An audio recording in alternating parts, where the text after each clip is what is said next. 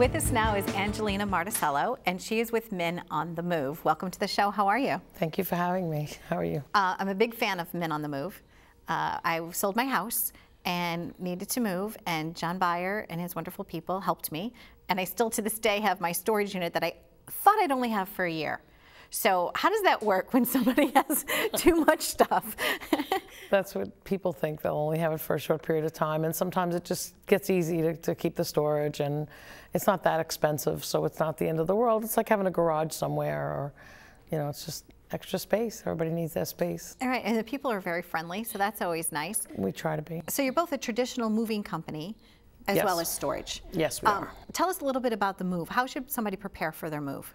Well, their move can go very smoothly if they just get 3 estimates and not make it, you know, a very big project where people make it too much of a project.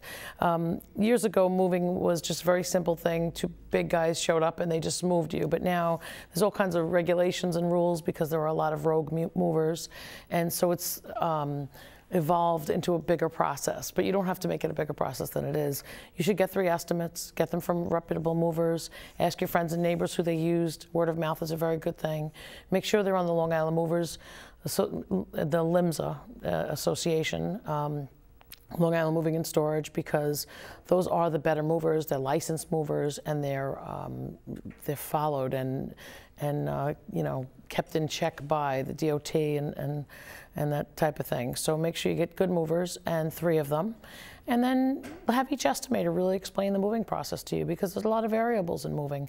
We have our own variables, and then you have your variables. Your variables could be your closing date, your, you know, whether you're selling things or not. There's a lot of variables in moving, and try to be very, very prepared. Have everything packed and ready to go. If you want to save some money on an hourly move, which is a local move, you should pack everything, take apart the beds, take the glass out of the, you know, inserts out of tables, take apart your wall unit, and you'll save a lot of money that way.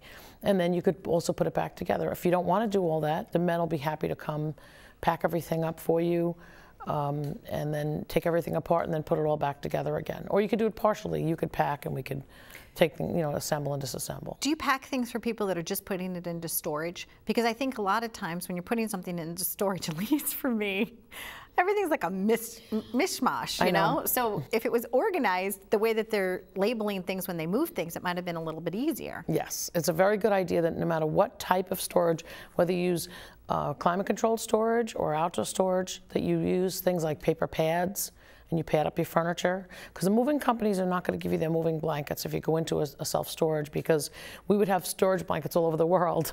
So what we do is we suggest moving pads, and they're paper pads, and they're yours, and you could write on them. You can write with magic marker right on them because they're paper, and then you bag up your mattresses in bags, big giant plastic bags that are custom fit to each mattress. You know, they come in queen and king and twin and stuff like that.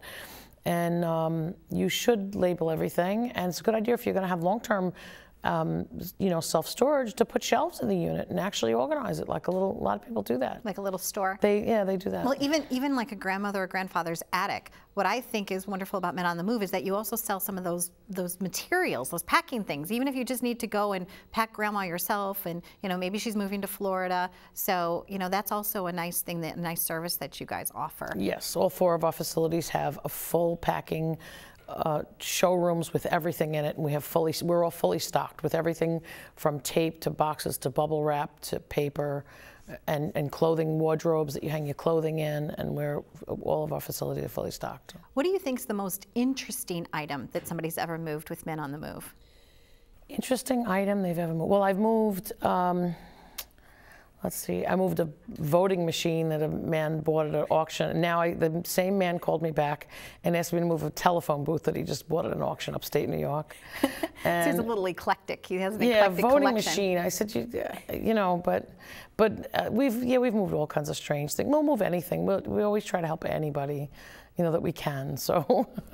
And is it menonthemove.com? It's menonthemove.com. Excellent, Angelina. Thank you very much for being here. Thank you very much. Having some laughs, and as I'm sitting here with you too, I keep thinking about how many times I've lost my keys to open my storage unit, and they're always so nice. They're like, all right, they break the bolt, they send me a new lock. It's all good. So thank you for your wonderful customer service for me as well. Thank you. For these great, funny moving tips and more, check it out at liveituptvshow.com. Men on the Move, yay!